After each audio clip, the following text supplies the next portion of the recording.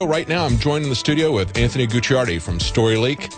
Been a lot of news breaking today. We've got China saying that they would love to create a Death Star on the moon. That's a story that's on InfoWars from Paul Joseph Watson. And, of course, Obama is going around talking about how he wants to raise the minimum wage to help the working poor, even though it's his quote-unquote affordable health care that's causing most of the working poor to lose their full-time jobs. And, of course, doubling the federal tax on gasoline, at the same time adding a new tax to track people the number of miles that they drive. That's something that's not really going to help out the working poor too much, is it, Anthony? No, absolutely not. And more specifically, this new major story that Obama, his powers are so unprecedented that even congressmen now are saying Obama is enacting dictatorial powers by saying that, yes, I'll follow some laws, but overall, I'll do anything I want. Yeah. And the key thing here is, some of the Congress people are saying he could become a dictator. You know, he could choose to suspend election terms and everything like that. But the reality is he's already enforced dictatorial powers. Yes. We have proof of that. Right now, we're going to go over it, specifically what he's done. So if someone ever comes up to you and you're in a debate or you need to show someone what's going on, this is the key. That's right. Obama has already said the Constitution doesn't matter. He has already used dictator-style powers to go ahead and do anything he wants. And they do it with this straight face. And they act like it's no big deal, from the NSA spying on you at all times to the DHS saying you have no constitution, literally. They're doing this over and over again and getting away with it because the people aren't freaking out enough about it. And even when they do, Obama just gets away with it. So why can't he suspend the election? Why can't he say, okay, I'll run again? You know, why can't he do anything? He could literally declare himself a dictator today and probably get away with it if we let him. That's why we need to push this into the actual news and make it a headline. But go ahead. Absolutely. Look at just the Indefinite Detention Act, where he signed that midnight on a New Year's Eve holiday, said, don't worry, I'm not going to use it.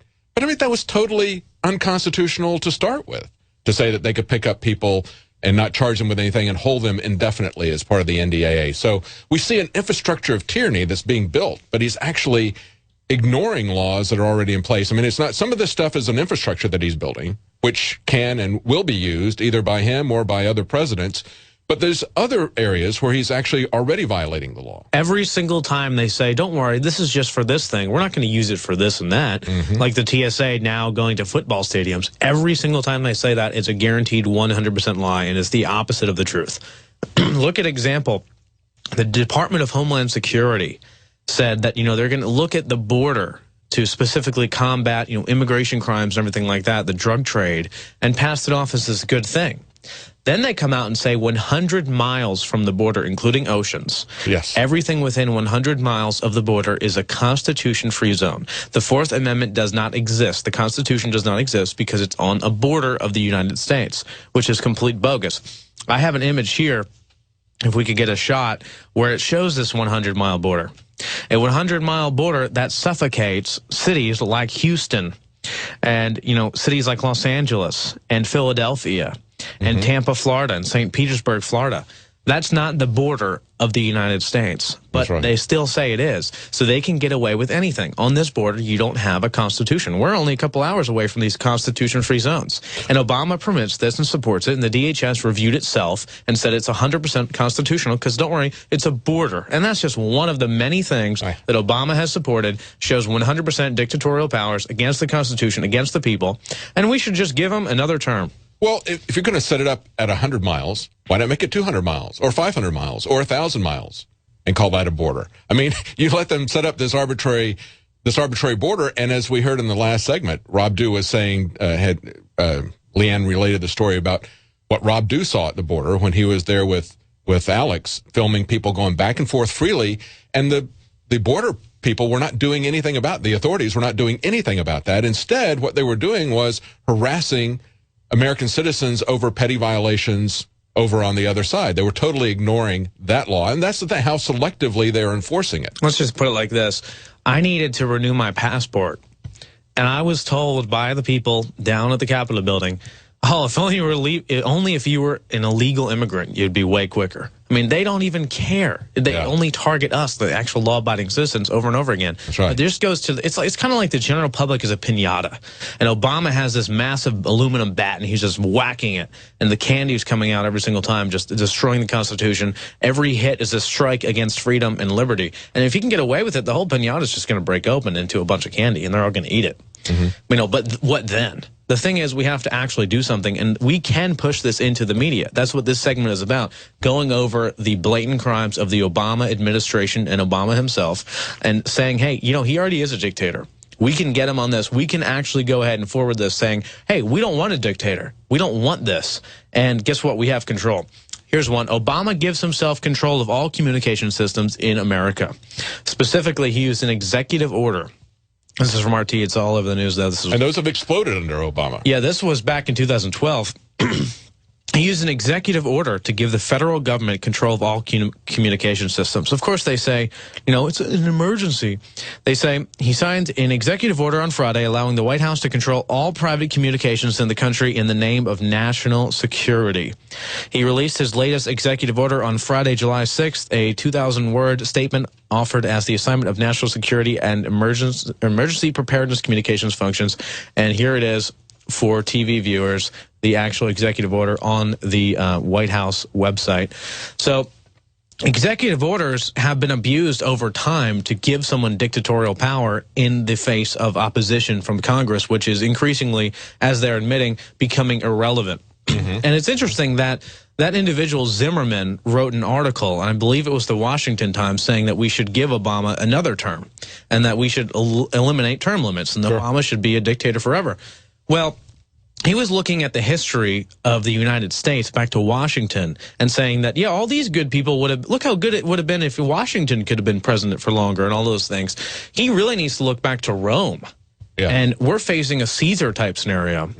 The Roman rulers were actually given certain terms of power until, you know, individuals like Caesar came along and became absolute dictators. Sure, if George Washington was maybe a president for another term, that might be a good thing. But then you're skewing the lines of the Constitution, skewing the lines of reality, saying, sure, one good person can come along, but what about that one corrupt person that's in power for hundreds of years? Everything the founders understood about Roman history and incorporated it into this country is now being backpedaled on. And they're saying, but we've had it so good for so long, everything's going to be fine, as they're completely dismantling the Constitution, the Fourth Amendment, using executive orders to control all communications over and over again, saying you don't live in a Constitution area, stripping your Fourth Amendment rights, and we're supposed to believe that and allow him to prove himself in another term. And he's going to probably do it if you made the analogy to Rome. I think the point at which our Caesar crossed the Rubicon really was with the Patriot Act. And we see with that, and of course that was our predecessor, but each successive president, this is not a partisan political thing, and people need to understand that this is very deep. It's into the entire infrastructure of the bureaucracy. It's the long-range planning of the corporations that are running this. Obama is far worse than any of the presidents before him, but I think we're going to continue to see, regardless of which party it is, we're going to continue to see this get worse and worse each time because we've allowed them to lay the infrastructure for tyranny, to assert that we are in a war on terror, which is a quote-unquote worldwide war, and that includes America as a battlefield. That's a rationale for the Indefinite Detention Act. So if they can assert that we're at a war that's going to last forever with an enemy that is not really defined, then they basically have set up for themselves a carte blanche situation to pull off anything in this country. They're building themselves a proverbial house of tyranny, and each individual president is laying about 5 blocks onto the house. And the foundation has already been set by various government organizations and private sectors. They're laying the blocks. So we're looking at the blocks and freaking out that they're building the house when the house has already been built and will be continued to be built if we don't do something about it. And the key is, we can push this into the mainstream media, though, and make this a talking point, as we've done time and time again. Remember when Obama almost brought us into war with Syria, into a potential World War III scenario? That's right. Obama himself was out petitioning for it and saying we need to do it, and we need to attack Syria, even though 100% pretty much confirmed the gassings were on behalf of the Obama-backed Syrian rebels who go around and behead Christians in public squares and bathe in their blood and laugh about it. Really good. And of course, we had former congressmen like Kucinich saying that we're going to that we're going to be the Air Force for Al Qaeda. Yeah, and Lindsey Graham saying we're going to be nuked if we don't attack Syria and Iran as well. That's right. So we have a president now that is sparking World War III. And everyone that I talked to, I think the polls against it were 90-something% against going to war with Syria. Yet he was still pushing it over and over again. I mean, that enough is reason alone. Hey, this insane dictator-style lunatic is pushing us into World War III, but that's not enough. You know, he's shilling for the NSA, talking about how great it is that they track everything we do, dismantling the Fourth Amendment. The DHS is great, and they're also destroying our Constitution at large, not even just in amendments individually. So I am saying, I'm putting forward proof that Obama is not just, you know, beginning to become a dictator and enacting dictatorial powers, but this has been ongoing for years, years and years and years. And it's time to put all this information forward and say, hey, we don't want a dictator in this country. We're not going to stand for that. You know, there's bigger issues as well, but at the same time, this is the key. If we can destroy and dismantle this system, that house will never be built. And I think it's key that we can win on individual battles like Syria. But now we're starting to see people talk about the bigger picture.